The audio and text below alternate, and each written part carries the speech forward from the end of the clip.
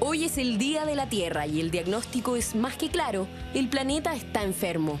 Envenenado por los combustibles fósiles como el petróleo, el carbón y el gas, las tres principales fuentes de energía que mueven la economía mundial, todas altamente contaminantes.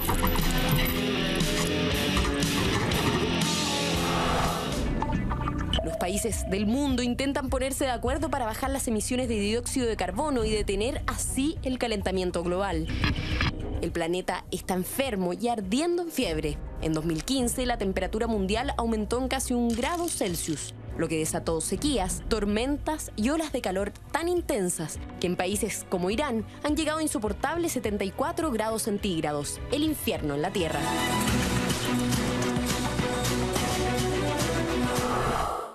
Pero pareciera no importarnos la gravedad, ya que los humanos continuamos con nuestra adicción al petróleo. Eso a pesar de los descubrimientos de un grupo de mentes brillantes como Nikola Tesla, Rudolf Diesel y Stanley Meyer, inventores que se han esforzado por crear fuentes de energía de bajo costo y no contaminantes, como las torres de electricidad libre, aceites vegetales y motores a agua. ¿Por qué el mundo no hace el cambio? ¿Qué poderes económicos se esconden detrás del petróleo? ¿Quiénes son los que conspiran para silenciar las nuevas fuentes de energía limpia? ¿Es la energía nuclear una opción o es un remedio peor que la enfermedad? If you use rainwater, well water, city water, ocean water. If you don't have any fresh water, go ahead and use snow. If you don't have any snow available to you, then use salt water because there's no adverse effect to the fuel cell. A días de que el desastre de Chernobyl cumpla 30 años, revisamos los peligros que se esconden tras esta opción, que muchos intereses económicos intentan promover. Enfermedades, mutaciones, campos convertidos en desiertos por el fuego nuclear y millones de muertos son algunas de las consecuencias que han desatado los accidentes nucleares más desastrosos de la Tierra. Pero si hoy existen inventos que producen energía limpia, gratuita e infinita, ¿por qué seguimos pagando por electricidad y contaminando la Tierra? ¿Quiénes han impedido que estos descubrimientos salgan a la luz? ¿Es la avaricia de unos pocos más importante que el futuro de todos? La historia de la energía está llena de sabotajes, traiciones, conspiraciones y asesinatos. ¿Estamos a tiempo de revertir el rumbo trágico que ha tomado la industria de la energía? Eso y más en este revelador capítulo de Dr. Phil en Mentiras Verdaderas.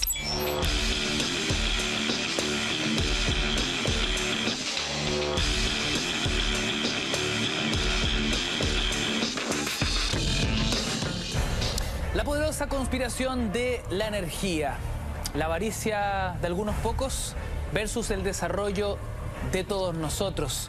Se planteaba nuestra nota, Cristian Contreras Radovich. Hoy hablamos de un tema candente, peligroso, de un tema que la verdad puede ser infinitamente revelador para muchos de nuestros amigos en casa. Y muy importante, efectivamente, para todo el mundo, porque en la historia de la energía que vamos a revisar hoy día, han habido dos grandes bandos. Por un lado, el bando de los científicos, inventores, que llevan, digamos, los límites de la investigación en la energía, bueno, hasta horizontes inimaginables. Y otro bando de aquellas personas que ven en la energía un buen negocio, Ignacio. Por eso es importante partir de inmediato con todo lo que está generando la matriz energética de la Tierra. Tenemos un mapa con la matriz energética de la Tierra que revela que, a grandes rasgos, el 90%, aquí lo estamos viendo, el 90% de la matriz que mueve al mundo por parte de la energía lo constituyen combustibles altamente contaminantes. Combustibles fósiles. Combustibles fósiles como el carbón, como el gas, también el petróleo y otros tantos. Por eso es muy importante darnos cuenta que la balanza está desequilibrada. Solamente hay un 10% aproximadamente de energías renovables que se están utilizando en una matriz que el 90% la constituyen estas energías muy contaminantes y que representan toda una fuente de energía de hace 250 años. Es decir, es bastante retrógrada para la visión actual esta matriz que se tiene hoy en el mundo entero. Por eso la contaminación. Hoy día estamos en el Día de la Tierra, conmemoramos el Día de la Tierra. Una tierra que en realidad está padeciendo al ser humano y que al mismo tiempo, mira, la tierra va a seguir por mucho tiempo. Es el ser humano el que se está autodestruyendo debido a la contaminación que hoy día se tiene. ¿Cuáles han sido las consecuencias, doctor File? Las consecuencias es el deterioro del medio ambiente, la sexta extinción de vida en masa sobre la tierra que se está viviendo, es decir, todos los animales están en peligro de extinción. La contaminación de los mares, el derramamiento de petróleo. ¿Te acuerdas hace un par de años atrás? Bueno, más de todo lo que fue el derramado de petróleo ahí en el Golfo de México, una devastación tremenda. Eso fue el año 2010. 2010, efectivamente. Entonces, dentro de estas fuentes contaminantes y de las cuales se depende hoy día el mundo, hay una que hay que partir hablando del petróleo. ¿Por qué? Porque el petróleo, es verdad que, mira, el petróleo se ha ocupado desde hace 6.000 años, se comenzó a ocupar el petróleo, se ocupaba para pegar ladrillos en Mesopotamia, para calafatear los barcos y las embarcaciones, para untar las pieles también, es decir, tenía una utilización muy importante. En el siglo IX fue el primer árabe que hizo la primera destilación de petróleo. Pero toda esta utilización de esta energía y de este material cambió en el siglo XIX, porque en el siglo XIX comienzan los procesamientos de los aceites, los procesamientos también de las bencinas a partir del petróleo. Y hay un evento que es muy relevante y que marca el inicio de la historia del petróleo en términos de esta historia moderna, que fue y que ocurrió en 1859 con la primera extracción de petróleo que ocurrió en Pensilvania. El primer pozo petrolero construido en la tierra fue en Pensilvania en ese 1859 por Edwin Drake. Ese evento cambió el curso de la historia de más de 6.000 años de esta materia prima que es el petróleo. Antes de este punto clave, ¿no? Un antes y un después de este episodio en Pensilvania, si entendemos que hoy somos absolutamente dependientes del petróleo, ¿con qué se abastecía energéticamente el mundo antes del petróleo? Bueno, entendiendo que, por supuesto, las necesidades eran otras. Mire, hay un elemento que es el aceite de ballena. Previo a este descubrimiento, digamos, de esta extracción sistemática del petróleo, el aceite de ballena constituyó quizá el primer elemento que permitió, por ejemplo, encender luces en Europa como luces públicas. Entonces, claro, durante todo ese tiempo inicial, el aceite de ballena constituyó, bueno, la gran caza de ballena, la leyenda de Moby Dick, viene de todo ese periodo que fue anterior a esta extracción y sistematización del uso del petróleo. Así que si uno lo ve en términos de estas grandes energías, quizá el aceite de ballena puede ser el elemento previo a todo lo que fue, digamos, el cambio del curso de la historia de la energía. Interesante. Las ciudades se iluminaban con el aceite de ballena y las industrias utilizaban ya el carbón, por supuesto, para abastecerse. Por supuesto. Pero el petróleo es como que empieza a barrer con todo. El momento que se empieza a trabajar industrialmente y lo empezamos a conocer en sus usos actuales. ¿Qué pasó en Pensilvania en aquel entonces? En Pensilvania lo que sucedió fue que, en palabra bastante sencilla, se tuvo conciencia de que controlar el petróleo, controlar la energía del petróleo, significaba poder. Y un poder muy grande. El más grande, por eso ese año marca el inicio de alguna forma de lo que van a ser los verdaderos reyes del petróleo. El llamado oro negro. Momento en que se transforma en el oro negro. Es en el momento donde aparece una figura muy relevante que fue John Davison Rockefeller. Porque Rockefeller, joven, se dio cuenta que estaba en el petróleo, bueno, la fuente del poder que iba a marcar durante los próximos tiempos. Fue visionario en ese sentido, Rockefeller. Ahí estaban las lucas. Lo entendió claramente, aquí lo estamos viendo, porque este hombre que nació en 1839 entendió esta clave de la utilización del petróleo. Petróleo significa poder. Ahí nacen, me imagino, una de las familias más ricas del mundo hasta el día de hoy. Hasta el día de hoy. Ahora, uno tiene que decir que Rockefeller, John D. Rockefeller, tenía visión. Era un genio de la organización, pero al mismo tiempo, de alguna forma, despreciaba la ley, en el sentido de que él quería imponer su ley. ¿Y por qué? Por dos cosas que uno tiene que recordarla, porque es imposible demonizar a todas estas personas que están, digamos, que tienen mucho poder. Pero por un lado, Rockefeller tuvo un padre muy lejano, un padre que prácticamente no lo veía nunca y cada cierto tiempo llegaba a la casa de él y el niño, digamos, él lo recibía y el padre le traía muchos regalos. Pero era un padre frío, distante, ausente y muy materialista.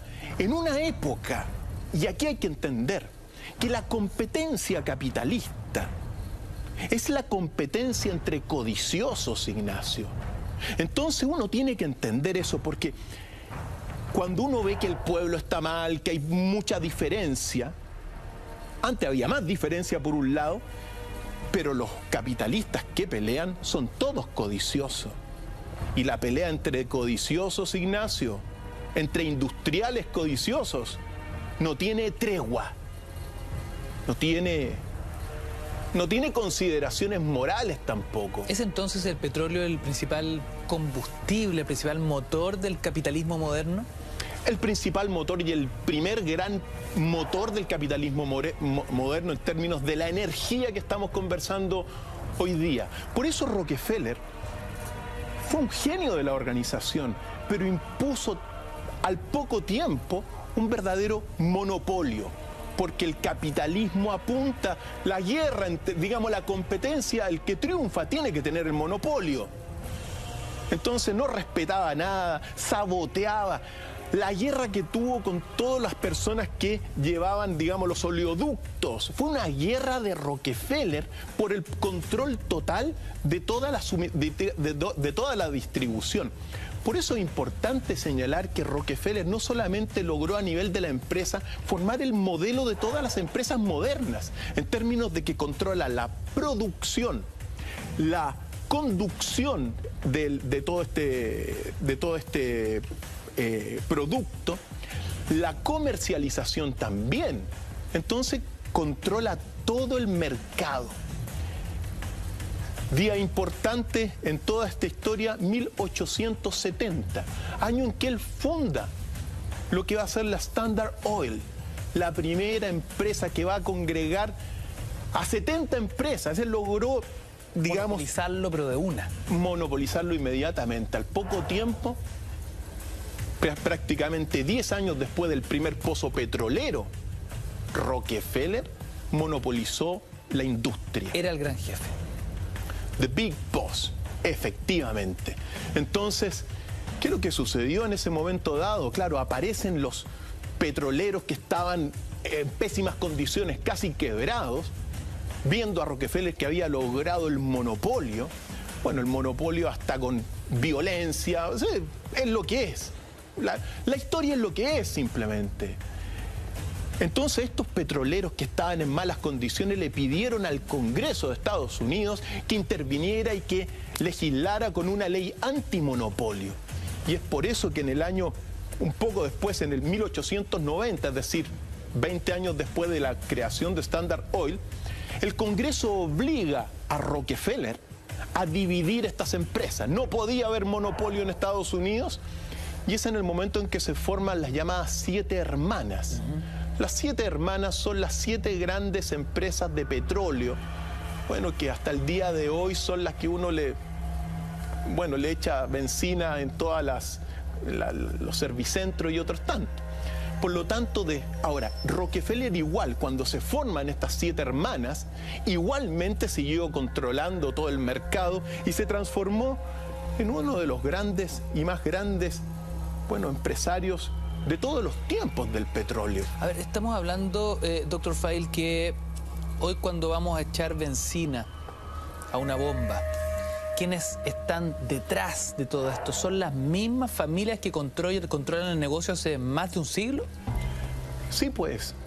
Rockefeller, los Rockefeller que están ahora vivos, son los que controlan desde aquel tiempo. La familia Rockefeller es muy poderosa a partir del petróleo.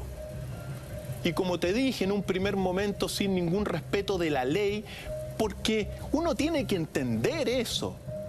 Y que hasta el día de hoy la competencia capitalista es tremenda. Y es la guerra entre codiciosos, Ignacio. Entonces, no hay mucho respeto, todos quieren un poquito más, se juntan, conviven, pero en realidad son todos codiciosos. Se juntan, conviven y todos son codiciosos. Me acuerdo del grupo Bilderberg, donde Rockefeller también forma parte. Forma parte, junto con otras grandes familias como la familia Bush, también es tremendamente influyente en todo lo que es la industria de la energía petrolera hasta el día de hoy.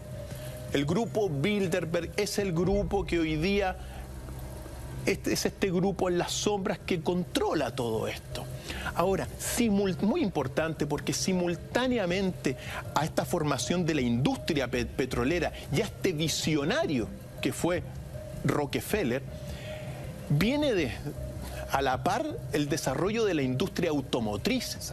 Entonces, son industrias hermanas en algún sentido. ¿Qué pasa en ese minuto cuando se prende esa mecha, no? Es decir, el petróleo ya forma parte de un control monopolizado y muy bien aceitada la máquina, y la industria automotriz ya no es un experimento, sino que los automóviles se empiezan a comercializar de manera doméstica y ágil, y el sueño americano es tener un muscle car, un auto musculoso, ¿no? Ese auto americano robusto, grandote, que le da independencia al joven americano del momento que lo consigue a partir de su primer trabajo, y tantos clichés que hemos visto en el cine durante décadas, ¿no? El comienzo del auto en la vida doméstica. Ese comienzo partió con un alemán que se llamó Karl Benz. Él fue el que creó el primer auto con una combustión a benzina en 1885, es decir, en el mismo periodo, 5 años después de la fundación de la Standard Oil. Increíble. Entonces, vienen de la mano. Después apareció Ford. Y después, muchos otros, junto con otros grandes inventores como Rudolf Diesel, que lo vamos a abordar este tema también. Pero lo importante, hay que entender que estas dos industrias van de la mano y que hasta el día de hoy, pensemos que la Mercedes-Benz, va a puntear en el campeonato mundial de la Fórmula 1. A partir de ese siglo, mediados del siglo XIX, donde se constituyen prácticamente, la sociedad occidental en ese minuto se transforma en una petróleo dependiente. A partir de estos hombres que se dieron cuenta que el negocio realmente estaba en producir petróleo, refinarlo, conducirlo y comercializarlo, acompañado de la industria de autos. Desde ese minuto, el destino de la energía quedó sellado por los próximos más de 100 años, desde entonces hasta el día de hoy. Doctor Feil, estamos hablando y hemos puesto sobre la mesa la industria del petróleo, la industria automotriz, y me gustaría poner una tercera pieza en este juego, a ver qué podemos discutir en torno a aquello. La industria de las armas. La industria de las armas es fundamental también, porque se dan, a ese principio hay muchos inventores, como el mismo Rudolf Diesel, que él inventó un motor pero con aceite vegetal, que iba a ser la alternativa, una alternativa mucho más eficiente a esta industria de los aceites a partir del petróleo. Pues bien, se dieron cuenta, en palabras bastante simples, tanto la industria automotriz como la industria del petróleo, que se necesitaba una gran guerra para que esta industria creciera como ha crecido. Por eso, detrás de la Primera Guerra Mundial, uno tiene que entender que están los intereses de la industria del petróleo y de la industria automotriz también. ¿Por qué? Porque son estas industrias las que van a ser los motores de los tanques, de los autos de guerra y otros tantos. Entonces, la proyección de crecimiento muy importante. Diesel, que apuntaba a un combustible, digamos, aceites vegetales, no iba a ser negocio para estos, porque uno tiene que decir, tanto Rockefeller, mira, sobre todo Rockefeller, tenía una visión centrada en el poder y en el dinero. Ese era su norte, eso lo aprendió de su padre. Y las consideraciones morales y éticas son irrelevantes para lograr el poder del dinero. Entonces, así como esta industria estuvo detrás de incentivar la Primera Guerra Mundial y la Segunda Guerra Mundial, porque se hicieron multimillonarias, también, si uno se viene al presente, bueno, es importante, por ejemplo, mencionar la primera guerra del Golfo, la llamada madre de todas las guerras por Saddam Hussein, o la tormenta del desierto. Es muy relevante porque esa guerra, que nos marcó el último tiempo, no fue una guerra en realidad. Mira, las guerras, todas las guerras tienen muchos motivos, pero hay un motivo que es fundamental en este episodio, que se detonó en 1990 y 1991, que estamos viendo las imágenes, que es la energía del petróleo en Kuwait. En este caso, la guerra invadió Saddam Hussein Kuwait para apoderarse de los pozos petroleros. Pero uno tiene que decir una cosa, ¿cuál es la causa de que Saddam Hussein haya invadido Kuwait? Que es muy relevante. Mira, como te decía, hay muchos motivos, pero uno de los motivos que nadie lo sabe, pero ahora se los voy a contar a todos los amigos en casa y en el mundo entero, que, bueno, los pozos de Kuwait también extraían por debajo de la tierra fuentes petroleras que estaban en territorio iraquí. Y eso es una técnica que desde el mismo inicio de la primera, digamos, del primer pozo petrolero se usó en Estados Unidos. Los petroleros, los petrodólares, cuando se robaban el petróleo por debajo de la tierra. ¿Cuál era la mecánica? ¿De qué forma lo hacían? Simplemente haciendo, ductos, y hasta que llegaban por debajo de la tierra, pasando el límite, porque por debajo de la tierra llegaban a los pozos y las fuentes petroleras de sus vecinos y le extraían y le robaban todo el petróleo por debajo de la tierra. Eso es, así funciona el mundo del petróleo, Ignacio. Entonces, eso era lo que también estaba haciendo Kuwait con las fuentes petroleras de Irak. Momento en el cual Saddam Hussein decide hacer su madre de todas las batallas, porque así la calificó, e invadió Kuwait. O sea, Saddam Hussein lo que estaba buscando era simplemente proteger sus intereses económicos en torno al petróleo a partir de esto que estamos descubriendo. Mira, esa es una de las causas. También reclamó que este territorio de Kuwait anteriormente había sido territorio iraquí, efectivamente, pero bueno, así es la historia también. Claro, aquí se cruzan las ideologías, se cruzan los límites geopolíticos, pero también los intereses económicos. Va todo en el mismo combo. Va todo en el mismo combo. Lo mismo en la Primera y la Segunda Guerra Mundial. Efectivamente. Pero el motivo de la energía del petróleo y de las fuentes petroleras es motivo principal de la invasión. A tal grado que uno no tiene que olvidar lo que ocurrió en esa guerra, sobre todo, mira, bueno, tú sabes que Estados Unidos y 35 aliados tomaron cartas en el asunto, partieron con 100 lanzadores de misiles de Tomahawk y devastaron el ejército iraquí, que tuvo que arrancar inmediatamente. Pero recordemos lo que fue cuando sale el ejército de 500, de medio millón de hombres. Bueno, no todos estaban ahí están los Tomahawk, que lanzaron contra el territorio contra el ejército de Saddam Hussein. Pero uno tiene que recordar que en esa guerra murieron 30.000 iraquíes y unos cuantos, muy pocos, americanos. Pero acuérdate que cuando se retira el ejército iraquí, está la imagen, la postal de la razón de por qué atacó Saddam Hussein, porque al retirarse quemó todos los pozos petroleros. Y los pozos petroleros, la imagen de los pozos petroleros quemándose quizás fue el ícono más importante de esa guerra en términos de uno poder descubrir qué había en el fondo de esta guerra. El petróleo, el oro negro. Entonces dejaron, digamos, estos pozos quemándose muchísimo tiempo, difícil. Aquí están estas imágenes que son muy impactantes. Para detener la quema hay que tirar unas descargas de munición. Son muy difíciles de apagar estos pozos.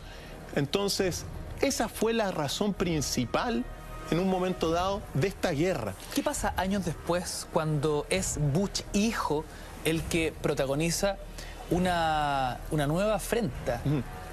Algo así como la Segunda Guerra del Golfo. La Segunda Guerra del Golfo o la llamada Guerra de Irak. Ahora, lo interesante de las imágenes impactantes que estábamos viendo es que la Guerra del Golfo Pérsico es la primera gran guerra televisada. Antes no estábamos acostumbrados a ver todas esas imágenes bélicas ahí en medio, in situ, como si uno fuese un militar más en el frente de batalla. Por eso es tan impactante volver a revisar esas imágenes, ¿no? Y por el petróleo. Por eso, esta guerra del petróleo, esta energía del petróleo ha generado muchos beneficios también, pero también muchos problemas, como la guerra y particularmente la guerra de Irak o la Segunda Guerra del Golfo, que esa se vio el ataque a Bagdad en directo, año 2004, y la lideró en este sentido a nivel político George Bush hijo. Y recordemos, muy importante, oculto, recordemos que la razón por la cual Estados Unidos y sus aliados invadió Irak y que marcó el inicio del Estado fallido que hoy día es Irak, fue porque Estados Unidos afirmó que Saddam Hussein tenía armas de destrucción masivas. Eso es muy relevante. Tenemos una declaración de precisamente el expresidente de Estados Unidos, George Bush, que dice la razón por la cual Estados Unidos invadió en ese momento dado a Irak. Vamos a verla. Vamos. I take the threat very seriously. I take the fact that he develops weapons of mass destruction very seriously. I remember the fact that he has invaded 2 countries before. I know for a fact that he's poisoned his own people. He doesn't believe in the worth of each individual. He doesn't believe in public dissent. I look forward to a dialogue. Esto fue difundido al mundo entero. Supuestas armas de destrucción masiva, que entre paréntesis nunca fueron halladas, ¿no? Fue tan importante porque uno tiene que darse cuenta que cuando uno habla del imperio de la mentira en el mundo, el imperio de la mentira es el imperio de la conspiración. Exacto. Era la excusa perfecta. Y esta causa fue difundida mediáticamente a todo el mundo. Saddam Hussein teniendo armas de destrucción masiva a tal grado que también todo el gobierno de Estados Unidos hizo grandes discursos. Donald Rumsfeld, Dick Cheney, hablando de esta arma de destrucción masiva. Tenemos otras declaraciones históricas respecto de esta, motivo por lo cual se inició la invasión de Irak. Por eso está Donald Rumsfeld en la siguiente declaración junto a Dick Cheney. Escuchémoslos para que nos demos cuenta en el mundo de la energía, Ignacio, el mundo oscuro oscuro, el poder oscuro que hay detrás. Vamos con esa declaración de Dick Cheney y de Donald Rumsfeld. The United States knows that Iraq has weapons of mass destruction. Any country on the face of the earth with an active intelligence program knows that Iraq has weapons of mass destruction. There is no doubt that Saddam Hussein now has weapons of mass destruction. There is no doubt that he is amassing them to use against our friends, against our allies, and against us. Esto parece ser una verdadera campaña propagandística de ponerle un titular para excusar una guerra que no solo alinea a todo ciudadano norteamericano, a todo ciudadano estadounidense, sino que también a todo el mundo occidental temeroso de la posibilidad de que Irak utilice esas armas de, comillas, destrucción masiva. Es decir, el planeta completo está en riesgo. Así es. ¿Esto fue no solo la excusa perfecta, sino que fue la gran mentira, Dr. Feil? Fue la gran mentira. Una de las tantas grandes mentiras, pues. Estamos en un imperio oscuro de la mentira. Entonces, es muy importante, ¿por qué? Porque Irak fue, bueno, tiene patrimonio arqueológico antiquísimo. Esta guerra marcó el inicio de la debacle de Irak. Se acabó Irak como Estado, como país. Hoy día Irak es un Estado fallido por esos motivos que dijeron estos líderes de Estados Unidos. E incluso no hay que olvidar que tomaron prisionero a Saddam Hussein y que terminó ahorcado en un juicio, supuestamente, bueno, porque había producido estas armas de destrucción masivas. Saddam Hussein ahorcado. Son imágenes que dieron vuelta al mundo también, ese episodio, pero que van a verse contrastadas poco a poco cuando mismos investigadores de Estados Unidos, en busca de estas armas de destrucción masiva, no encontraron ni una, Ignacio. ¿Ni siquiera un rastro? Ni siquiera un rastro. Incluso hay una película muy importante que la hizo Matt Damon, donde revela públicamente que nunca tuvo la capacidad Irak de generar una arma de destrucción masiva como una bomba atómica. No estaban en esa.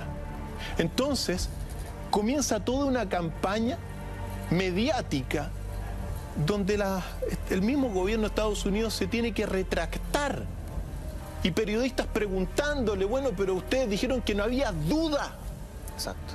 Pero si es que no hay duda de que tienen armas de destrucción masiva. Lo acabamos de ver.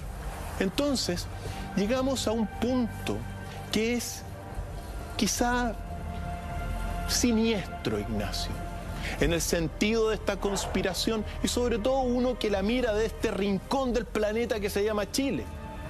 Porque lo que ocurre después es que realmente a George Bush, hijo, le da lo mismo. El objetivo que estaban detrás era apoderarse de los pozos petroleros de Irak. Y hoy día todos los pozos petroleros de Irak están en manos de Estados Unidos. Dr. Feil, entiendo tenemos un archivo muy revelador donde el mismísimo expresidente estadounidense de cierta forma se burla, bromea de toda esta historia. Es una cena, Ignacio, donde están los corresponsales periodísticos de Estados Unidos. Es una cena donde está Bush con los corresponsales, es decir, con la prensa, Ignacio. Yo creo que hablan por sí solas este episodio que marca todo lo que es, bueno, la conspiración de la energía del petróleo, Ignacio. Vamos a verla. Vamos.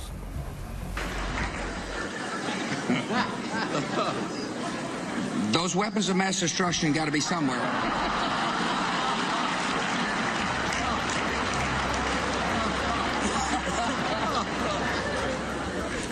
As you can tell from the look on Andy Card's face, we've become a little concerned about the vice president lately.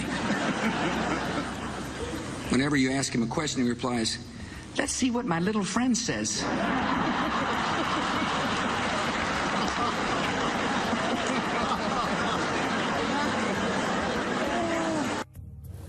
Es bien impactante lo que estamos viendo, Dr. File, porque ¿cuál stand-up comedy? Lo que hace ahí el expresidente norteamericano es una burla para todo su país.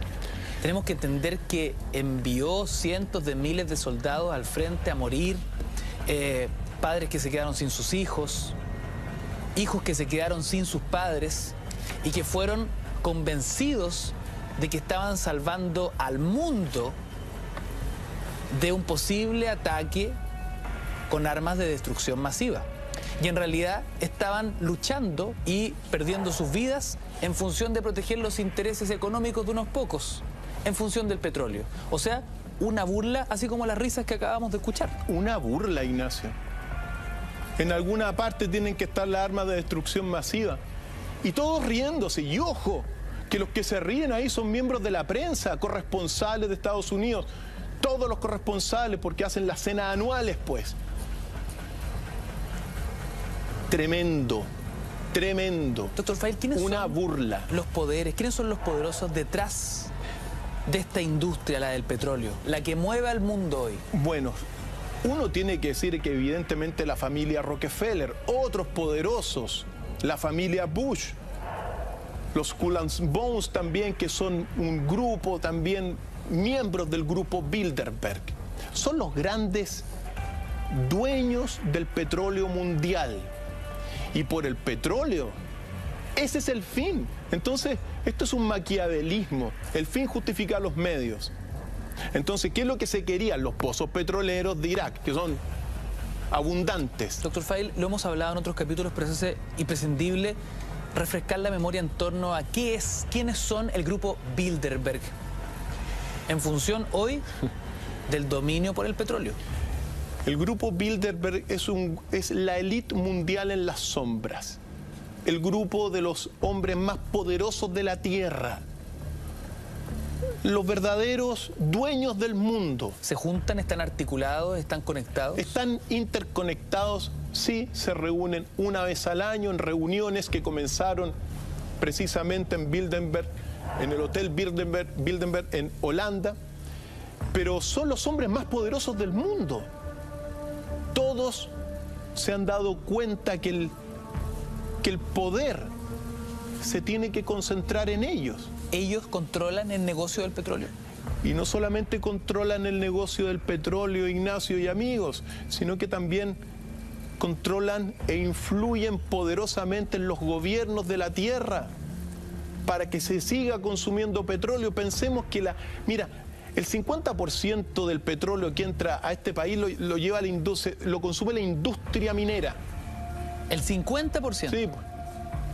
Entonces, controlan los gobiernos de la tierra, los políticos.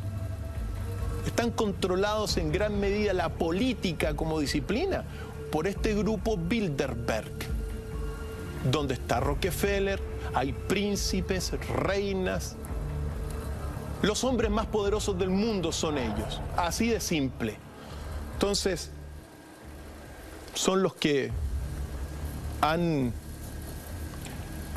hecho en gran medida estas guerras, Ignacio. Entonces, cuando uno ve que el fin es el petróleo, para lograr el fin del petróleo cualquier cosa es necesaria. O sea, se hace cualquier cosa, no se respetan códigos, no hay moral. En gran medida, Rockefeller padre es el que marca todo lo que va a ser el devenir hasta el día de hoy. Lo que importa es la ley de Rockefeller. Eso es lo que importa. Y las consideraciones legales son secundarias. Y si no, soborno, amenazas, violencia y muertes por doquier. Recordemos que la guerra de Irak también ha costado desde que empezó 100.000 personas iraquíes, 100.000 muertos. 100.000 muertos. Entonces, cuando es muy importante, porque cuando dice se está invadiendo por armas de destrucción masiva, que se sabe que es una mentira, a Bush le da lo mismo que haya sido una mentira. ¿Por qué? Porque ahora tiene el poder del petróleo. Es increíble cómo vamos interconectando temas peligrosos semana tras semana, Dr. File, porque Si hace algunos capítulos discutíamos sobre el origen de la banca a nivel mundial, muy entroncado con miembros del grupo Bilderberg, hoy día nos damos cuenta que en ese mismo grupo también se transan los grandes intereses económicos del petróleo. La banca y el petróleo en la misma mesa con los mismos comensales. En la misma mesa con los mismos comensales. Y si uno empieza a hacer la relación, claro, está la industria del petróleo, está la industria automotriz, la industria de las armas. Uno tiene que poner también en ese mismo inicio, mediados de 1850, todo lo que fue la industria eléctrica con J.P. Morgan.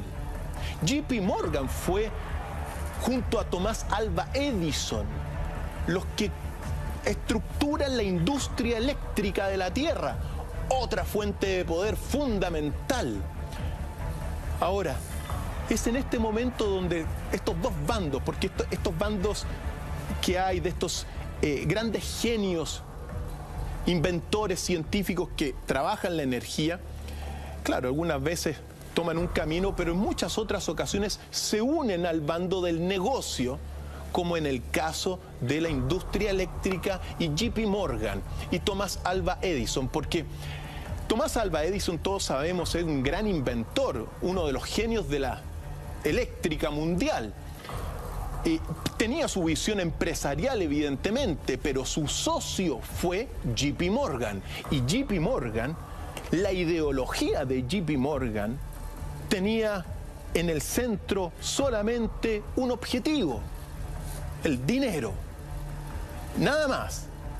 Entonces, todo lo que pudo haber hecho, como controlar el cobre, por ejemplo, él tenía el monopolio del cobre. El cobre para todo lo que son los cables de transmisión eléctrica. Que hasta el día de hoy es el gran conductor. Que es el gran conductor. J.P. Morgan tenía el control y el monopolio en aquel entonces. Entonces, si vamos armando esta red, J.P. Morgan como parte del grupo Bilderberg, el financista de Thomas Alva Edison. Edison, con una visión más científica, más emprendedora, podríamos decir. Pero empresarial también. Pero empresarial, pero guiada principalmente por su socio, el money maker, el hombre que quería hacer el gran negocio. Sí. J.P. Morgan, en ese sentido, su ideología era netamente poder y dinero. Thomas Alva Edison tenía ya una visión más científica, evidentemente, con su visión comercial. Pero ¿qué es lo que hicieron ellos? Ellos fundaron todo lo que fue la General Electric en 1892. Y la General Electric quizá es la industria más poderosa del mundo. Qué increíble. Porque hasta el día de hoy se transa en el Dow Jones. Quizás la única de estas grandes empresas que sigue más de 100 años transándose en el Dow Jones. Entonces, estamos hablando de un poder que nos va a introducir en toda una pugna, Ignacio, porque coincide en esta época, y aquí comienza quizás lo más importante de este capítulo, porque la pregunta que uno se tiene que hacer frente a todo estos combustibles fósiles, este combustible que se vende, que es caro, que es contaminante, ¿es posible desarrollar las energías limpias? ¿Quién tiene el poder para desarrollar las energías limpias? ¿Dónde está el poder? ¿O vamos a estar condenados a seguir consumiendo petróleo y a devastando la tierra y a destruyendo los animales? Entonces, junto con la aparición de J.P. Morgan y Thomas Alva Edison, aparece una persona que es clave en la historia de la ciencia moderna, un gigante, Ignacio, que estuvo en la oscuridad durante más de 50 años, que se llama Nikola Tesla. ¿Por qué estuvo en la oscuridad Tesla y cuál fue su historia que lo convierte en un ícono absoluto en el tema energético?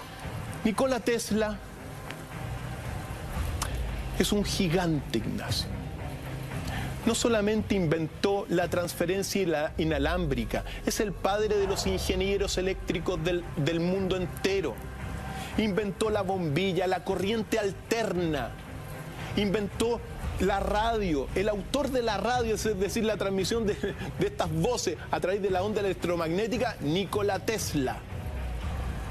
Inventó el control remoto también, las lámparas fluorescentes, la corriente alterna, la torre, mira, pero lo más importante de todo lo que es Nikola Tesla, él se dio cuenta al inventar la transferencia eléctrica y también lo que se llama la bombilla Tesla, que se podía producir energía eléctrica infinita prácticamente,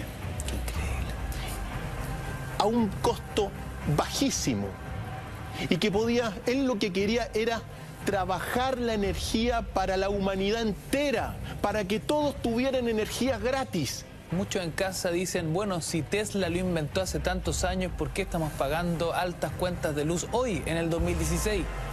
¿Por qué? Porque ocurrió la conspiración con Tesla.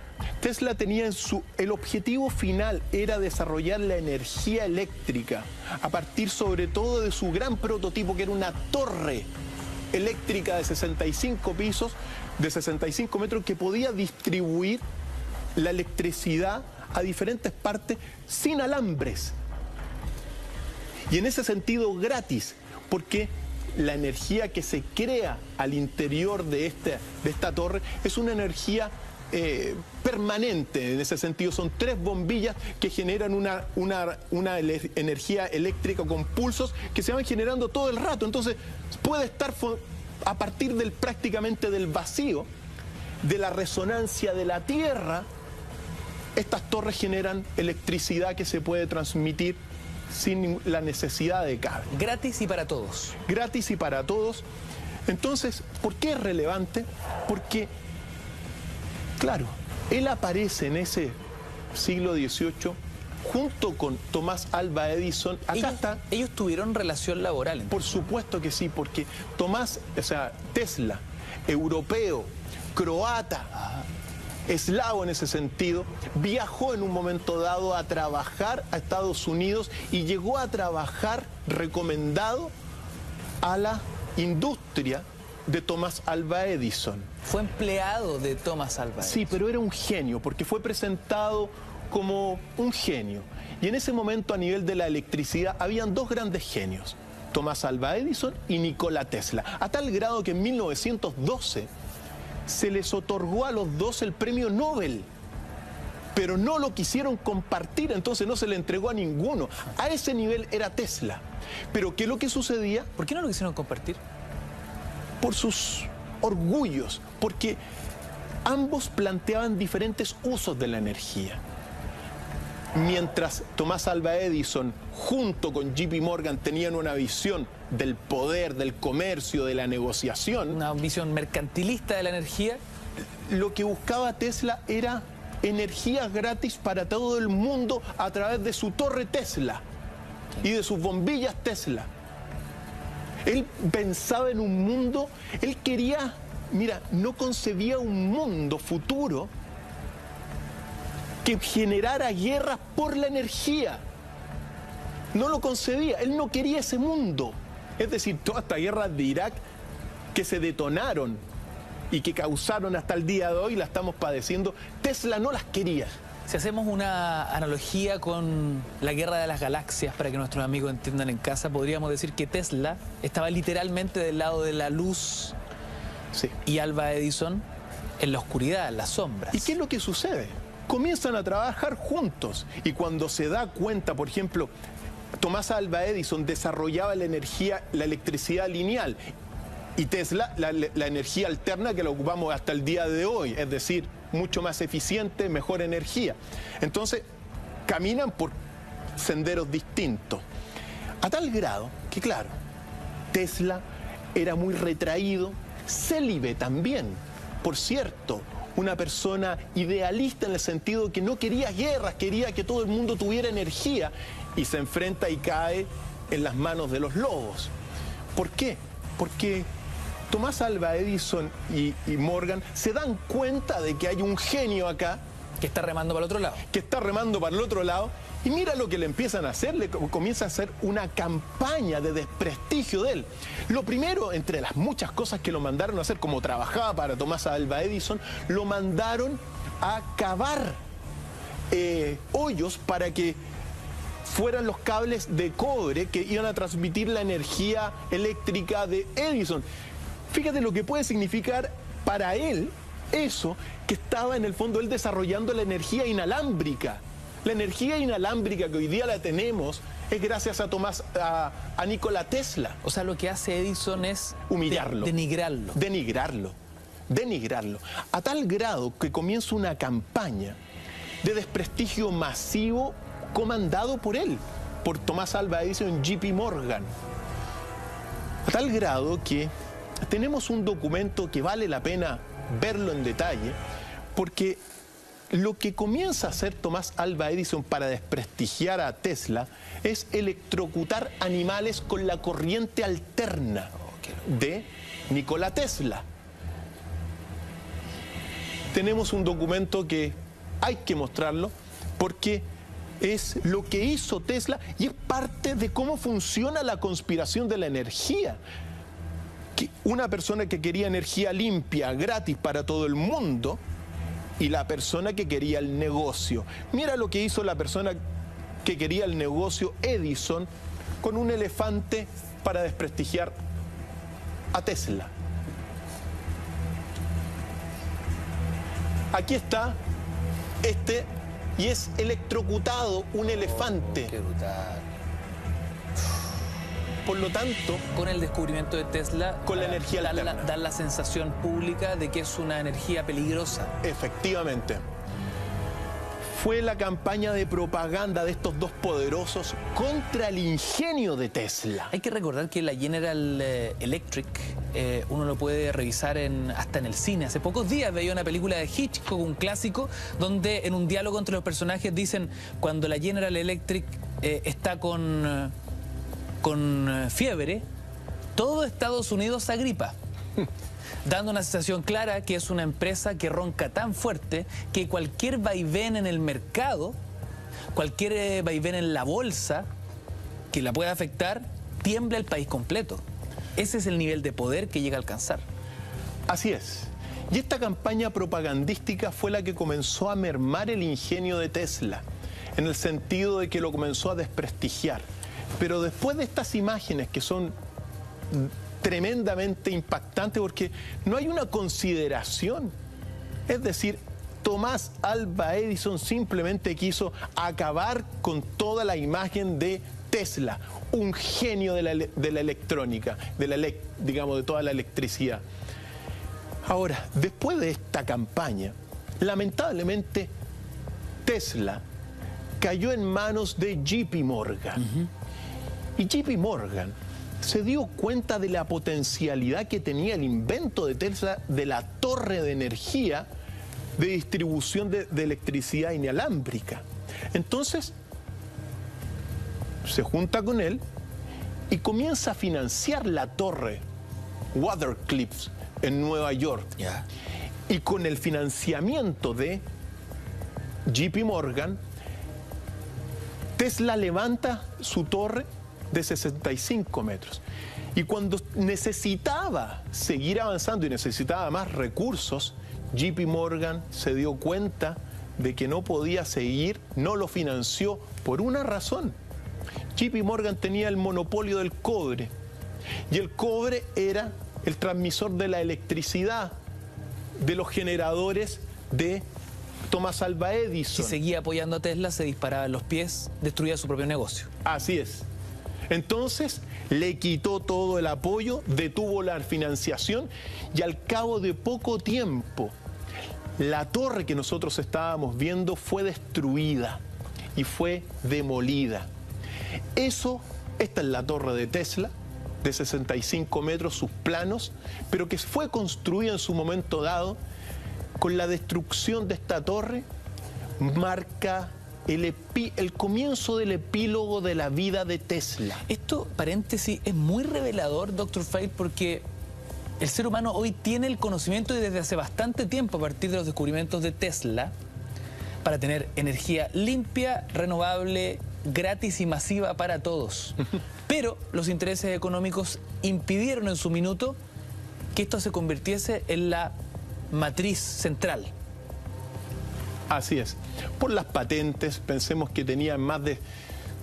Todo era controlado a través de las patentes. Entonces, así se fue manejando todo esto. La vida de Tesla, después de este desprestigio, se demolió la torre y con la caída de la torre, Tesla ya entra en un ostracismo y se recluye en Nueva York, donde finalmente muere en 1943. Pero ¿qué pasó el día de su muerte? Porque él murió solo. Lo que hacía en sus últimos días, ya viejo, era alimentar a las palomas, pero en un hotel en Nueva York muere, y tan pronto muere, la persona que lo encontró muerto llamó al FBI y se apersonó en ese lugar el director del FBI, que se llama Edgar Hoover, muy famoso director del FBI de 1943. ¿Y qué es lo que hizo? Tomó todas las pertenencias de Tesla. Previo a la muerte, vale la pena recordar que le habían saboteado su laboratorio y que le habían robado todos sus diseños a Tesla antes de su muerte. ¿Quiénes? Los mismos que estaban detrás de la conspiración. Entonces, cuando muere, Hoover lo que hace es tomar todas las pertenencias de Tesla, todos los archivos de Tesla, y los archivó para siempre, y Tesla pasó a ser una figura inexistente desde 1943 hasta hace poco tiempo que se redescubre a Tesla. Doctor Feil, es increíble lo que estamos conversando, porque finalmente silenciar a Tesla y sus enormes aportes y descubrimientos significa que hoy nuestros amigos en casa, nosotros en nuestra propia vida doméstica, carecemos de tener energía limpia, renovable y gratuita. Por la voluntad... Así de simple. Así de simple. Por la voluntad de JP Morgan en este caso y de Thomas Alva Edison, y en el caso del petróleo por Rockefeller. Entonces, así ha sido escrita la historia de la energía durante los últimos 250 años. Mira, Tesla lo que descubrió sobre todo fue el principio de resonancia del campo magnético. Y en este sentido, las aplicaciones que tiene Tesla es que incluso información puede ser transmitida por la luz. ¿Por qué digo esto que es importante? Porque hoy día en China se está desarrollando una tecnología que se está masificando, que se llama Li-Fi, y que toda la información de la red te llega por la luz, por la ampolleta de la luz, Ignacio.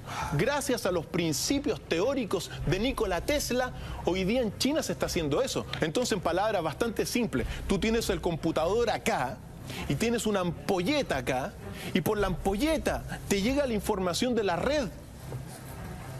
Gracias a los principios, y sobre todo este principio del campo de resonancia, ahora, del campo de resonancia magnética, Tesla decía que toda la energía se podía sacar de los mares, de los truenos, de los rayos, de la naturaleza, del viento. Esa era su filosofía.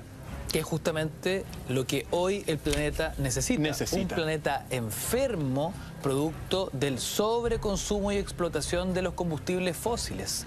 Doctor Feil, un tema muy polémico en cuanto a lo energético, y de hecho por estos días se está conmemorando una fecha relevante de un desastre en torno a la energía nuclear. ¿Qué podemos sentenciar en torno a esta energía que al parecer podría solucionar muchos problemas, pero genera también grandes catástrofes?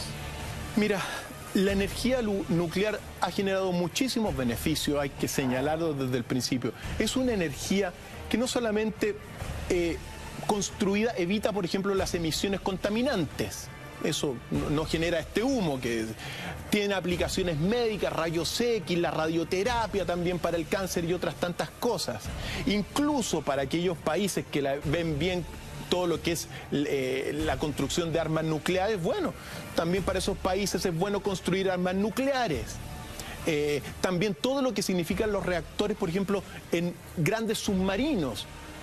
Es decir, con un reactor nuclear en los submarinos que hoy día tienen muchos países del mundo del hemisferio norte, pueden, bueno, andar miles de años prácticamente con el generador. Pero al mismo tiempo, entonces uno tiene que reconocer a esta energía nuclear los avances. Es muy poderosa. Es muy poderosa, pero al mismo tiempo potencialmente es muy peligrosa. ¿Cómo nace la energía nuclear? ¿Nace efectivamente como una energía bajo los postulados de gente como Tesla, es decir, como un aporte para la humanidad?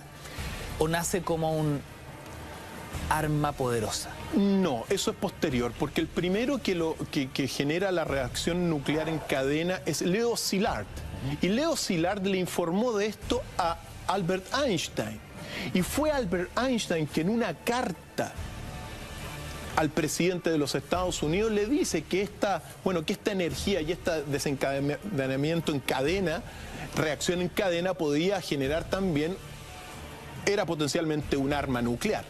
Por eso se comienza a desarrollar inmediatamente todo lo que fue el proyecto Manhattan.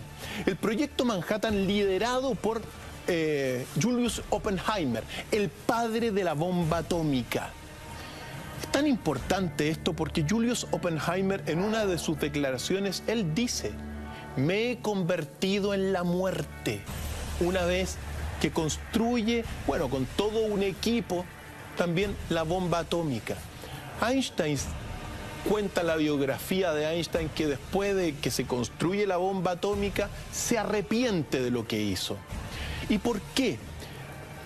Porque el ser humano, al escindir un núcleo atómico, está dividiendo y rompiendo un equilibrio de la naturaleza. El átomo es eléctricamente neutro, es decir, los protones y neutrones están equilibrados con el electrón. Entonces es un equilibrio magnífico de la naturaleza, la materia pura, la materia atómica, este gran ladrillo de la naturaleza, gran ladrillo de la realidad es el átomo. Hay elementos más pequeños, efectivamente, pero el gran ladrillo atómico, en este sentido, de esta materia que tocamos, es el átomo. Entonces, cuando se rompe ese equilibrio, es prácticamente violar una ley universal. Entonces, por eso es potencialmente muy destructiva en condiciones no previstas, como por ejemplo puede ser un terremoto, puede generar grandes catástrofes. Por eso hay que recordar todo lo que fue el experimento, la primera detonación que fue de la bomba atómica de este proyecto Manhattan, que fue la prueba Trinity, que ocurrió el 16 de julio de 1945 y que fue la antesala de todo lo que sería después la utilización de la bomba atómica, para darnos cuenta el poder que tiene una bomba atómica que devasta. Por eso siempre vale la pena recordar todo lo que fue el primer ataque bélico de la bomba atómica, ese 6 de agosto de 1945 en Hiroshima. O sea, uno no puede pasar por la historia de la energía sin hablar de Hiroshima y Nagasaki. Ese momento donde la bomba llamada Little Boy devastó y que, bueno, va a comenzar a marcar el epílogo y el final de la Segunda Guerra Mundial. No vamos a entrar en los detalles lo hemos conversado antes, el detalle de si era necesario lanzar la bomba atómica o no era necesario. Aparentemente no era necesario, pero bueno, la guerra es así. Se lanzó la bomba, más de 80.000 personas muertas de un paraguaso. ¿Y qué es lo que pasa con la energía atómica? La energía atómica, la radiación que queda, es una radiación que te genera durante décadas alteraciones en el ADN de las personas, te genera cáncer, no solamente te quema inmediatamente, sino que también te genera malformaciones. Entonces, claro, se lanza primero sobre Hiroshima.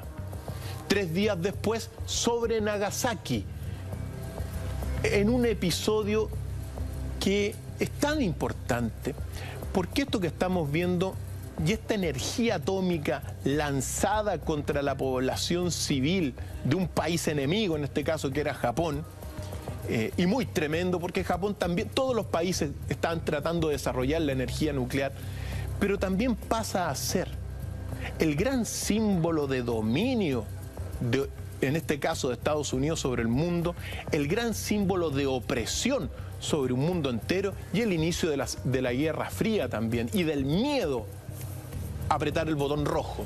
Hablando de ese dominio, ¿es cierto que Estados Unidos tenía serias intenciones de lanzar una de estas bombas en la Luna? Vamos a hacer un breve alto y seguimos con más Dr. Phil esta noche de Mentiras Verdaderas. No te vayas.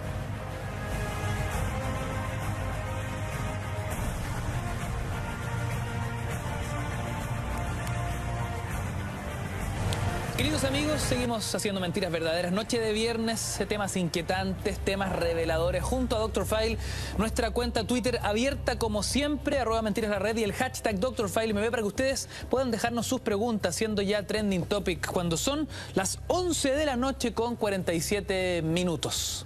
Dr. Phil, antes de la pausa, en este ejercicio de revisar la gran conspiración en torno a la energía, los monopolios, el control del petróleo, estamos hablando de la energía nuclear. Estamos hablando también del descubrimiento y el uso de la bomba atómica. ¿Es cierto que Estados Unidos pensó seriamente en lanzar una de estas bombas a la Luna? Parece una pregunta de ciencia ficción. Pero lo pensaron y eso se desclasificó hace un poco tiempo porque fue archivo top secret durante muchísimo tiempo. ¿En qué estaban pensando los gringos? Mira, estaban en una carrera durante la Guerra Fría, en una carrera, bueno, y una pugna con la Unión Soviética en todos los frentes. La carrera y esta disputa de este mundo bipolar se dio en todos los frentes, incluso en la carrera nuclear. Y dentro de este episodio es bastante, mira, hay un proyecto que se llama el Proyecto A-119, que precisamente lo que buscaba era lanzar un cohete con una bomba nuclear contra la Luna para demostrar el poder nuclear de Estados Unidos. O sea, un golpe de impacto mediático. Efectivamente. Y para demostrar, bueno, que en esta carrera espacial también, porque estaba la carrera nuclear, estaba la carrera geológica, estaba la carrera espacial, pero que también en esta carrera espacial el ingrediente guerra tenía que llegar hasta la Luna para mostrar hasta dónde estaba dispuesto a llegar a los Estados Unidos en su dominio del mundo. Los imperios buscan eso y siempre han buscado eso, sobre todo desde el primer imperio persa, que fue el primer imperio de carácter universalista de la historia. Bueno, hasta el día de hoy, el imperio de Estados Unidos, que se ha transformado en un gran imperio, busca el dominio mundial.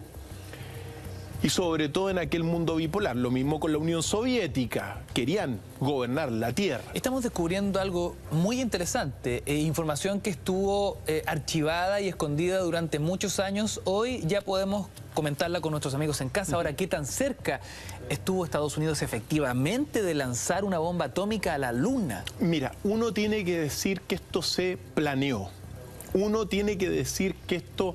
hubo muchas personas trabajando en la ingeniería de cómo lanzar el cohete, pero no se llevó a la realidad, ni tampoco quizá tuvo la posibilidad real de expresarse esta devastación en la Luna. Pero lo interesante es darnos cuenta de incluso hasta dónde, digamos, no se sabía este proyecto A-119 durante muchísimo tiempo. Entonces, imagínate hasta dónde piensa el imperio en ese sentido, hasta dónde llegan las dimensiones también del poderío nuclear. El poderío nuclear es tan importante porque, sea lo que sea, hoy la inversión que se hace en toda la energía nuclear es multibillonaria, billones de dólares. Pensemos todo lo que son los aceleradores de partículas. Son explorar la energía nuclear. Entonces, es una energía que prácticamente controla la industria, no solamente de energía, sino que también la industria de la investigación científica de lo pequeño. Dr. File, con esas imágenes, ¿qué hubiese pasado con la Luna si efectivamente Estados Unidos hubiese lanzado una bomba atómica?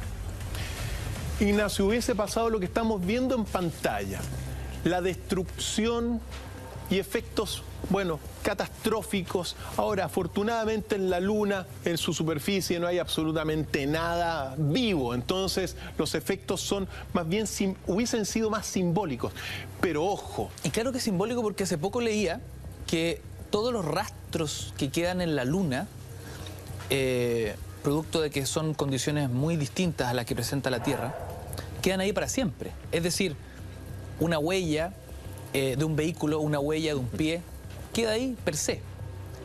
¿Qué hubiese pasado simbólicamente, claro, ¿no? Con una bomba de esta característica. Tú lo dijiste. O sea, hubiese quedado ahí el rastro por muchísimo tiempo. Pero es muy importante darnos cuenta, a partir de este simbólico hecho que no se llevó a cabo, afortunadamente, todo lo que son el peligro potencial de lo que es la energía nuclear.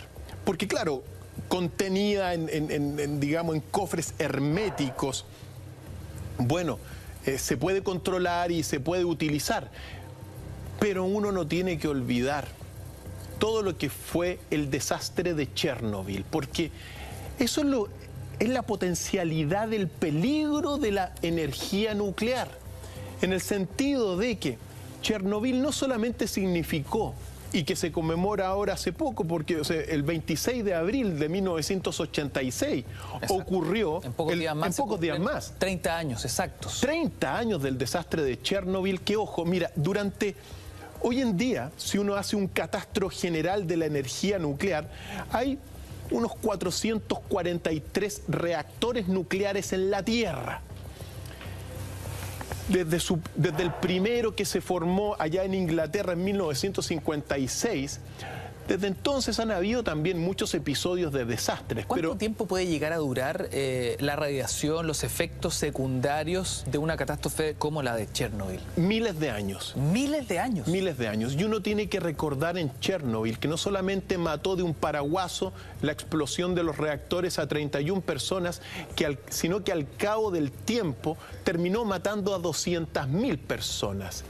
Y lo que es peor, uno tiene que hablar de todo lo que son las mutaciones genéticas en las personas. Muchas personas, niños, nacieron con malformaciones después de años.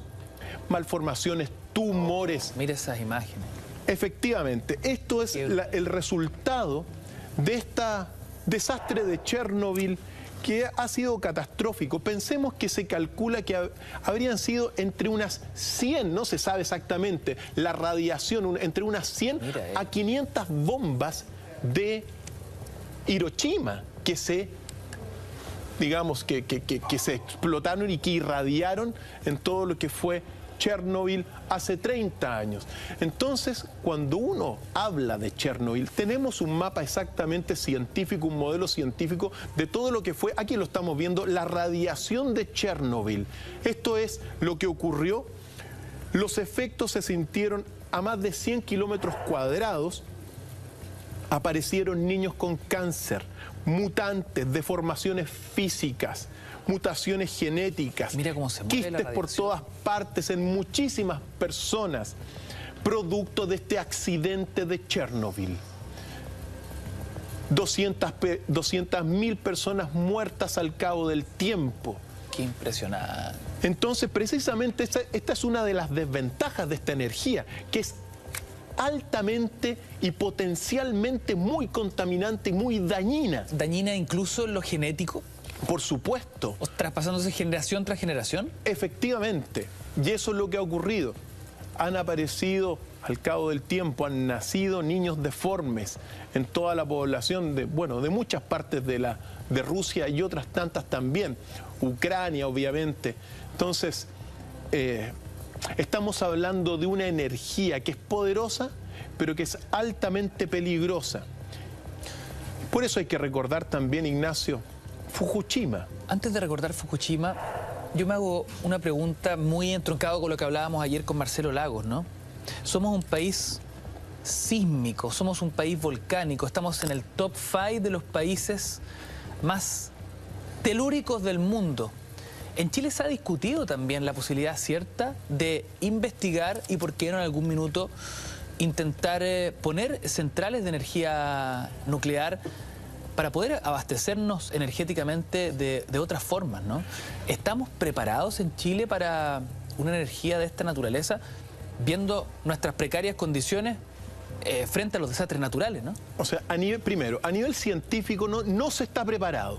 En Chile no está, digamos, el núcleo de investigadores necesarios para levantar por uno mismo una planta de energía nuclear. Es decir, habría primero que comprarla o pedirle al extranjero que nos ponga una máquina de esta, una central de estas, y claro, con colaboración de físicos chilenos, pero solamente chilenos no se tiene la capacidad para formar una de estas centrales, primero porque tienen un altísimo costo de construcción y también un altísimo costo de mantención. Pero por otro lado, uno no tiene que olvidar que Chile es un país telúrico, es un país donde terremotos y temblores van a haber por todos lados, entonces es riesgoso. Es verdad que hace años teóricamente era importante desarrollarla y evidentemente es bueno, pero dado lo que ha ocurrido, piensa tú que después del desastre, ¿qué es lo que pasa? En Fukushima fue un experimento en un reactor que generó estaban haciendo un experimento y generó la reacción. Pero recordemos lo que fue Fukushima, porque ahí lo que no estaba previsto, un maremoto, terminó generando una debacle y una radiación y una contaminación que hasta el día de hoy. Estamos hablando de japoneses, los que le pusieron el nombre al concepto tsunami, los más preparados para enfrentar una catástrofe natural de esta naturaleza. Efectivamente, fue un terremoto que generó el tsunami y que quedó la escoba en Fukushima. Entonces, no parece recomendable, no es recomendable, sobre todo con este problema que tenemos hoy día del medio ambiente, invertir en grandes energías, en centrales nucleares en nuestro país. El futuro de nuestro país es otro y el futuro de Sudamérica es otro. ¿Por qué lo digo esto? Porque dentro del mundo entero, Sudamérica es el continente con la matriz energética más limpia de todo el mundo. Entonces el camino está ahí. Ese es el camino de Sudamérica. Doctor Fay, ¿el camino está en los mares? ¿Es allí donde tenemos que empezar a observar? Por supuesto que sí. En los mares, en la energía del sol, en la energía eólica y en una serie de inventos que tienen que ver con las energías limpias y que también forman parte de esta historia. Temas inquietantes conversamos hoy junto a Dr. File, la gran conspiración de la energía. Hace un ratito hablábamos de la figura de Nikola Tesla y cómo fue complotado, ¿no? Sobre todo en los últimos años de su vida a partir de sus experimentos, de sus descubrimientos que podrían haber generado hoy una energía limpia, renovable y gratuita, eléctrica para todos nosotros. ¿Qué sucede con el caso de otros científicos a lo largo de la historia que han sido víctimas de la conspiración en torno a quienes necesitan mantener el negocio y el poder en sus manos? Poder, en el caso de Tesla, por cierto, las patentes quedaron en la familia Morgan. Hasta el día de hoy, las más de 700 patentes de Tesla. Ahora, hay casos de científicos como, por ejemplo, Eugene Malone. Eugene Malone lo que desarrolló fue lo que se llama y divulgó la fusión en frío. En palabras bastante sencillas, la fusión en los reactores nucleares fusionan los átomos de hidrógeno y otros tanto a altísimas temperaturas. Pues bien, Eugene Malone, que vemos en pantalla, divulgó todo lo que es la fusión en frío, es decir, que hay ciertos átomos como el átomo de deuterio y el tritium que en condiciones y en temperaturas ambientales sí se pueden fusionar y no solamente generar helio, sino que también energía. Energía que en palabras bastante simples, en la visión de Malone, es que una energía prácticamente libre, infinita, prácticamente en un pedacito de agua hay energía para todo el mundo. Tenemos la declaración de este mismo científico que nos va a meter también en todo este mundo de las energías limpias y el futuro energético y las nuevas visiones, pues. Vamos. The potential for fusion energy use on Earth is indeed enormous. If we believe that the deuterium in seawater, which is only 1 out of every 7,000 hydrogen atoms of H2O in water, is deuterium. It's just the way nature constructed water on this planet and elsewhere in the universe. The potential energy from fusing these atoms together and releasing energy is such that 1 cubic kilometer of ocean contains more than enough energy to exceed all the oil reserves of the planet. A partir de la fusión fría. Esto lo presentó en 1990, siguiendo a los inventores de esta fusión fría que fueron Martin Fleischmann y Stanley Pons de la Universidad de Utah en Estados Unidos. O sea, en un pedacito de océano está la solución. Está la solución. ¿Qué es lo que hizo Malone? Le escribió una carta a la Casa Blanca explicando lo que prácticamente tenía la solución energética del mundo. ¿Qué es lo que pasó con él? Después de que le escribió a la Casa Blanca, comenzó a recibir llamadas telefónicas y en un momento dado, el año 2004, el 14 de mayo del año 2004, personas desconocidas entraron a su casa, lo golpearon y le mandaron 2 balazos y lo silenciaron.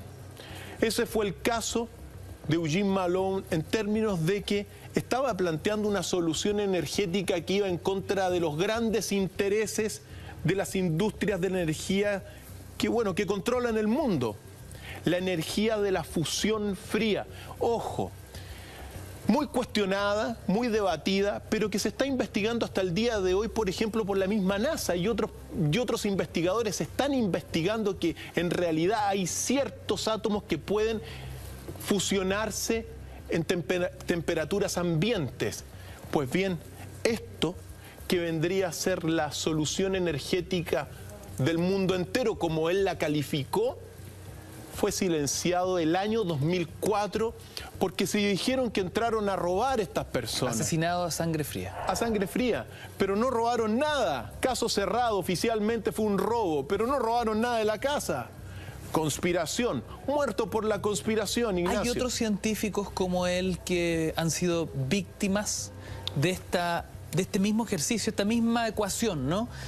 Mantener los intereses económicos, principalmente del petróleo, a toda costa. 1985, Ohio, Estados Unidos, Stanley Meyer presenta en un video casero un auto con un motor a agua. ¿A agua? A agua, Ignacio. Un motor a agua. Y lo explica y lo presenta en una entrevista que dura unos cuantos minutos y que dio la vuelta al mundo entero. La explicación de este motor a agua la tenemos en las palabras precisamente de Stanley Meyer. Vamos, señor director, a escucharlo a este gran inventor. Over here, there's very unique design features that had to be developed in order to develop the water fuel cell as a retrofit energy systems to conventional cars. We had to go ahead and develop the laser, what we call the laser distributor, as you see right here, which is put between the conventional rotor cap and that of the rotor assembly. And primarily what this does, this sets up the electronic signals that goes back and triggers the computer system in order to allow the car to run successfully on hydrogen. In order to run this engine off of water, we've also had to learn the ability to adjust the burn rate of hydrogen to co-equal the fossil fuels. We did this by simply now cooling off a portion of the exhaust gas that's coming from the engine, as you see through this tube here, that's going through this electronic regulator that's hooked up to the hydrogen computer. And basically what's happening is that as the ambient air is going into the engine and going through the burning process, it produces the non-combustible gases that retards the speed by which the oxygen atom unites the hydrogen and bring on gas ignition.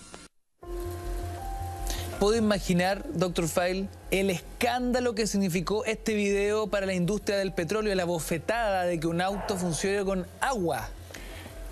Inmediatamente comenzaron a ridiculizarlo. Recordemos que la estrategia en la conspiración primero es ofenderlo, injuriarlo injustamente, lo primero. El desprestigio. El desprestigio. Este es un patán, es un charlatán. Un charlatán, un loco. Lo primero que ocurrió eso. Pero ¿qué es lo que sucedió? Que en 1993, es decir, unos años después, fue reconocido como el inventor del año en Estados Unidos por este motor a agua. Fue ganando terreno en el mundo científico. Claro, lo que apuntaba en el fondo es que impulsos eléctricos rompen el agua y generan el hidrógeno. Y el hidrógeno mueve el motor. Y todo lo que sale por el tubo de escape se vuelve a meter al motor. Entonces queda cerrado con una energía que es agua. Entonces lo que él planteaba era, en los galones, en vez de echarle benzina, hay que echarle agua y poner un dispositivo que es bastante menor, con un dispositivo eléctrico y electrónico, y puedes andar con el agua. ¡Qué locura! Pues bien, tenemos otra declaración también de él que vale la pena recordarlo porque son los grandes inventores que van a quedar en el recuerdo de nosotros, pero que van a marcar el futuro de aquellos que estamos por un mundo más limpio, Ignacio. Vamos a escucharlo. Vamos a ver. Basically, all we're doing is taking the gasoline out of the tank, fill it up with water. We now replace the spark plug with the water fuel cell injector, and we now hook a small little miniaturized computer which controls the meter mixes the gases going in the engine to allow the engine to accelerate and deaccelerate. So the installation is a very small, lightweight, compact electronic control system.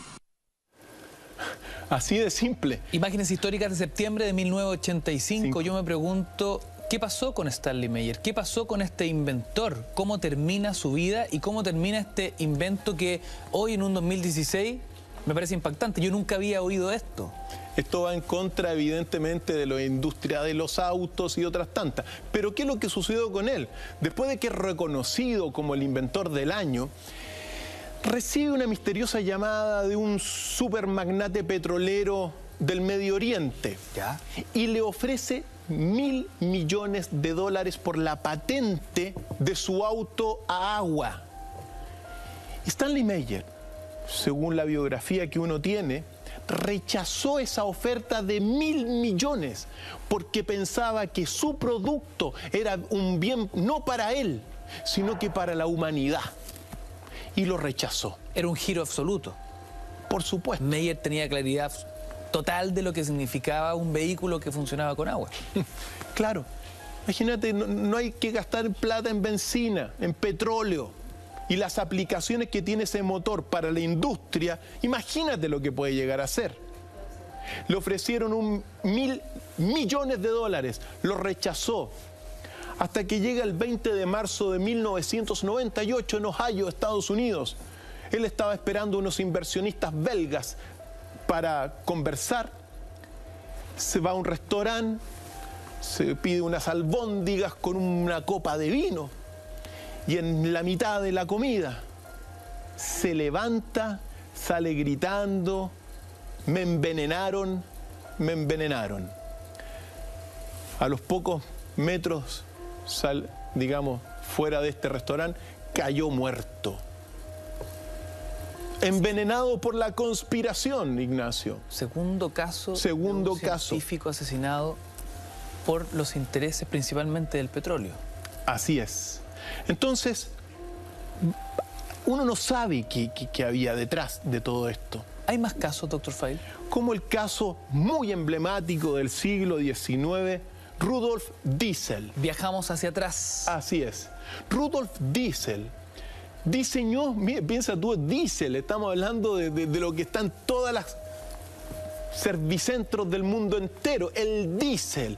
Bueno, lo que inventó Diesel, Rudolf Diesel, en 1893, fue el primer motor, pero que ocupaba aceites vegetales. Eso es lo que inventó Diesel. Incluso hizo funcionar sus motores y sus patentes, sus motores con aceite de palta. No contaminantes, más eficientes y obviamente mucho más limpios para el medio ambiente. Aceite de palta. Aceite de palta. Y funcionaban sus motores. Claro que se enfrentó en aquel entonces a la naciente industria del petróleo, a los Rockefeller por un lado, y también al gobierno alemán, porque el gobierno alemán en aquel entonces tenía miedo que estos inventos los llevara a Inglaterra. Pues sucedió, ¿qué pasó con Rudolf Diesel? Ocurrió un día que tomó un vapor precisamente en Bélgica, en Amberes, tomó el vapor Dresden con rumbo a Inglaterra, donde iban a comenzar a producir algunos de sus prototipos. Un viaje de negocios. Viaje de negocios. Fue eso el 23 de septiembre de 1913. Cena en este vapor Dresden camino a Londres. A las 10 de la noche se levanta y dice: por favor, despiértenme a las 6:15 de la mañana. Esa fue la última vez que se vio vivo a Rudolf Diesel. ¿Qué pasó? 2 semanas después apareció su cuerpo en un río en Holanda. Entonces, la explicación oficial es que fue muerto, se murió por un suicidio, se tiró al mar. Y su cuerpo apareció. Y su cuerpo apareció y aparentemente al menos los registros dicen que se suicidó por depresión y por problemas financieros. Pero bueno, Diesel al fin y al cabo era multimillonario.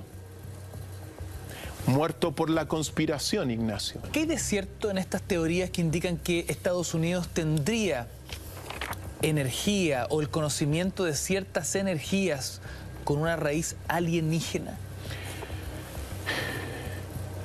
Así lo afirma el hacker más temido por los Estados Unidos, que se llama Gary McKinnon.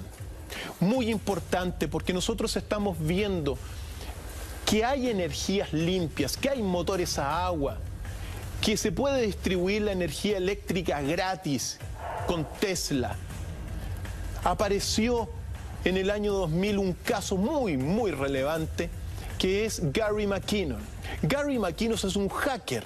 El hacker, como te decía, más temido por todo Estados Unidos, porque fue el que se infiltró no solamente en la NASA, en los computadores de la NASA, sino que también se metió al Pentágono, al Departamento de Defensa. Aquí lo tenemos en pantalla. Dr. File, con esta imagen vamos a descubrir qué hay detrás de la figura de este personaje, de este importante hacker americano, a la vuelta de esta pausa comercial. Seguimos en Mentiras Verdaderas, noche de viernes, junto a Dr. File. No te vayas. Seguimos desmenuzando las distintas raíces que componen esta gran conspiración de la energía. Hemos hablado de científicos que han muerto de distintas formas, todos en un panorama bastante sospechoso y extraño, y donde vemos cómo los intereses económicos, sobre todo petroleros, da la sensación que están por detrás. Pero antes de la pausa hablábamos de la figura de un hacker que descubrió algo que podría marcar un antes y un después en esta discusión del dominio energético, Dr. File. Después que se metió a todos los departamentos del Pentágono, de Defensa, lo que descubrió, porque andaba buscando registros de ovnis, no solamente descubrió ovnis, sino que lo más importante es que él sostiene que Estados Unidos tiene la energía, descubrió energía antigravitatoria a partir de los múltiples objetos voladores no identificados que ha logrado capturar y recoger Estados Unidos. O sea, estamos hablando de energía de origen alienígena. Energía de origen alienígena, antigravitatoria, que es en gran medida una solución energética para el mundo entero, Según este hombre, la tiene Estados Unidos. Por eso tenemos primero una declaración del mismo donde habla de lo que él vio. Vamos, señor director. And what I saw, I was hoping to see exactly what she was describing, you know, saucers and very definite imagery. And what instead I saw was, I assume was the Earth. This was in sort of shades of grey, but you had the Earth's hemisphere, I think about 2/3 of the screen. And then halfway between the top of the hemisphere and the bottom of the picture, there was a classic sort of cigar-shaped object, but with, you know, sort of golf ball domes, geodesic domes, above, below, and this side, and I assume the other side as well, so to the left and right as well. And with very slightly flattened cigar ends. No seams, no rivets, no sort of telemetry or antennae or anything like that. And it just had a feeling of not being man-made. There was none of the sort of signs of man. So in essence, it was a craft, is what you're saying? Yeah, yeah. And when I first saw the top half of it, I thought, oh, well, it's, you know, a boring satellite picture or something. But as more of the thing was revealed, it was obvious it wasn't like any satellite I'd ever seen. Importantísimo. Dice que Estados Unidos tiene cientos de ovnis, que investigaron estos ovnis con lo que se llama ingeniería inversa, es decir, le ponen a los científicos un motor, por ejemplo, ovni, y los científicos tienen que sacar los principios de cómo funciona. Esa es la ingeniería inversa. Y lo que descubrió, según él, el que disponen de esta energía antigravitatoria que sería la solución para toda la energía del mundo, que es lo que más le sorprendió. Vamos con su declaración de este hacker. And the whole suppressed technology thing of it, which kind of grabbed my humanitarian side. I thought, crikey, we're having wars over oil, you know, we're burning fossil fuels, polluting the environment. We have old age pensioners dying in Britain because they can't afford to heat themselves because the fuel bills are so high. So I thought, why on earth is this technology being sat on? I can see perhaps some of the arguments that may be forwarded, you know, what if terrorists had free energy, or terrorists had anti-gravity, or, you know, what if terrorists had guns? Everything's dual use. Sure. Yeah, if you protect it, make it tamper-proof, anything, but just get it out to the public, because surely everyone should have it. Ahí está, increíble. No había signos de manufactura humana. Efectivamente. Entonces, lo que él sostiene es que Estados Unidos tiene la energía para solucionar el problema energético del mundo. ¿Por qué no lo hace? Evidentemente por los intereses de la industria de la energía. Una industria que desde el petróleo comenzó a poner sus manos en la tierra y que ha impedido el desarrollo de todos los autos a agua, de la energía libre, ahora de la energía antigravitatoria. Por lo tanto, es muy importante señalar que el cambio de la matriz energética es posible. Comenzar este cambio, ¿de quién depende? Evidentemente que depende de los grandes poderes de la industria, evidentemente, pero también el máximo poder. ¿Sabes dónde está, Ignacio, para cambiar todo? ¿Dónde está, doctor Fraile? En cada uno de nosotros. El poder está en todas las personas en casa. El poder soberano, el máximo poder sobre la tierra, en realidad está en el pueblo, que es el cielo, Ignacio. Por lo tanto, si el pueblo, la ciudadanía, pide energías limpias, tarde o temprano la matriz va a tener que ir cambiando poco a poco, porque hoy día hay un 90% de energías contaminantes. Es necesario, como es natural, equilibrar esta matriz por el bien de la humanidad. Por lo tanto, hemos visto todos los grandes inventos, los grandes visionarios que hacen posible esto. Estamos hoy día en momentos de decisión en el mundo entero.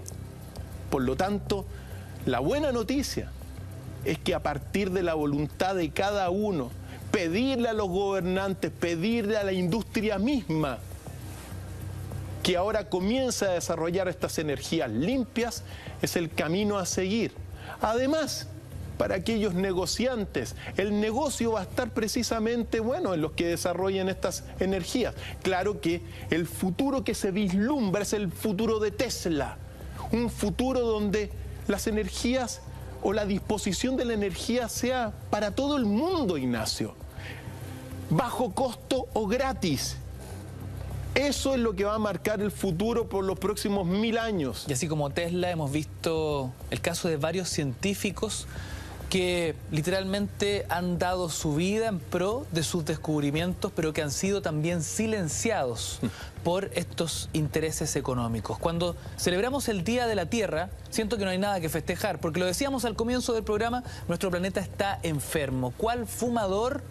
Sus pulmones se están llenando de toxinas producto del petróleo, producto del carbón, y es por eso que es tan relevante lo que hemos discutido en el programa de hoy. Y más, también muy importante y muy relevante, la matriz energética de Sudamérica es la más limpia del planeta. Entonces, recordemos el destino de nosotros. Nuestro destino es desarrollar la energía limpia. Es eso. No poner más termoeléctrica o energía nuclear, sino que desarrollar la eólica, la mareomotriz, la geotérmica, la solar, porque somos el país, digamos, el continente con la energía más limpia. Por lo tanto, el poder real y el poder más importante de todo está en cada uno de nosotros. Es tiempo de comenzar a pedir que la matriz se vaya sobre todo hacia las energías renovables, hacia un mundo más sustentable, hacia una matriz de energía